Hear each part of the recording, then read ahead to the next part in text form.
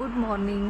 माणसं खूप असतात की लाईफमध्ये सतत रडत असतात, सतत म्हणत असतात नाही मग माझं हे असंच तसंच, नाही मला हे एवढं सगळं केलं तरी मला काहीच नाही भेटत, असं तसं. म्हणजे त्यांचा सतत प्रत्येक गोष्टीत निगेटिव्हिटी असते.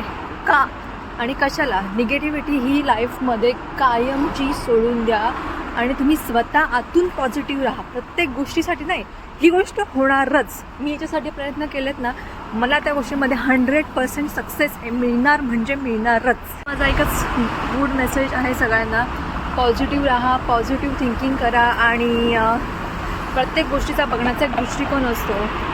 सो ती एक गोष्ट असते किंवा कुठलीही गोष्ट म्हणा, एज्युकेशन म्हणा, सक्सेस म्हणा, नोकरी, जॉब, काहीही, तुम्ही त्याचं स्वतःहून थिंकिंग कसं करता हे खूप इम्पॉर्टंट आहे. आयुष्यात कितीही मोठी दुःख आली ना तरी ती सहन करण्याची ताकद फक्त पॉझिटिव्ह लोकांमध्येच असते. जे लोक कितीही मोठं दुःख येऊ द्यात, ठीक आहे, या दुःखातनं मी पुढे कसं जाईन, पुढे स्वतःला कसं सामोरं जाईन, स्वतःला पुढे कसं उभं करेन, याला म्हणतात पॉझिटिव्ह थिंकिंग.